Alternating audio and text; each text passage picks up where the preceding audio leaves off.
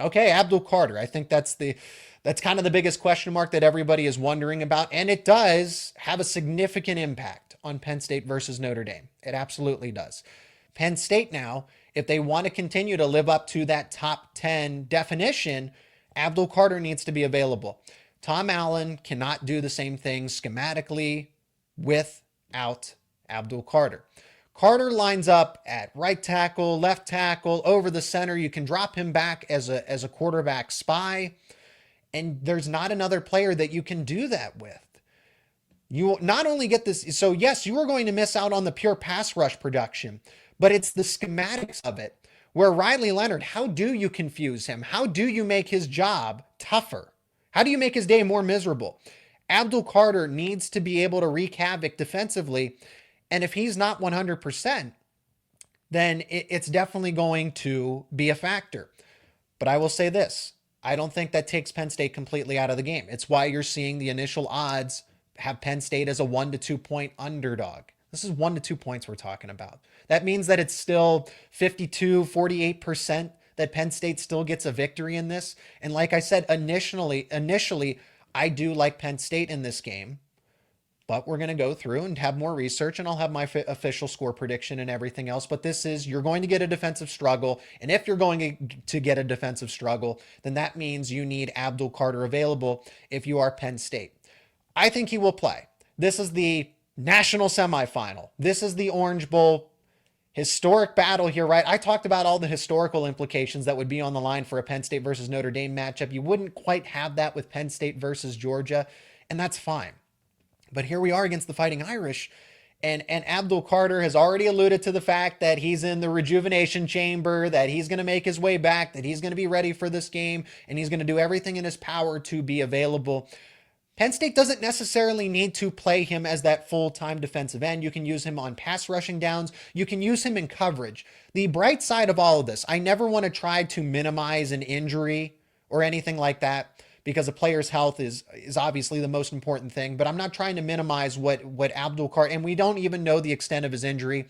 Is it a shoulder? Is it an elbow? It's an arm. It's an upper body injury, and he really wasn't putting a lot of pressure. He wasn't really moving his left arm that much. That's what we know based on the broadcast, based on the eye test. But for Abdul Carter, it's not a lower body injury, which means that you could use him more maybe at linebacker. And as I'm thinking it through, because you have Amin Vanover, because you have Smith Vilbert, because you have Denai Dennis Sutton, you have 3 other options for 2 defensive end positions. So maybe Abdul Carter won't always be that defensive end that can hit and take a punch from the left tackle or the right tackle every single given play and put his hand in the dirt.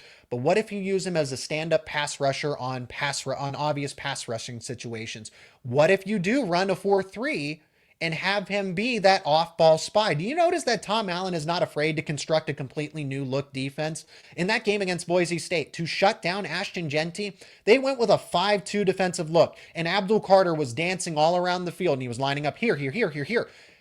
That was what they had to do to stop Ashton Jeanty. So at Penn State, if you know that Notre Dame likes to run the rock and the receivers aren't elite, sell out for it. Sell out for the fact and use Abdul Carter as that quarterback spy and make that his defined position as almost positionless. It's wherever, if your job is to disrupt the backfield. That doesn't mean that it has to be a 4-2-5 defensive look. You can create, as Tom Allen did, other defensive formations to go and stop and attack that game plan that Notre Dame's going to throw out there. You know that they're run first. They like to use the play action. They don't have these elite playmakers that can ad lib at that pass catcher spot. So sell out for stopping Riley Leonard and Jeremiah Love and force them to throw the football. Make Jordan Faison beat you. Make Bo Collins beat you. Make Mitchell Evans beat you in that passing game for Notre Dame.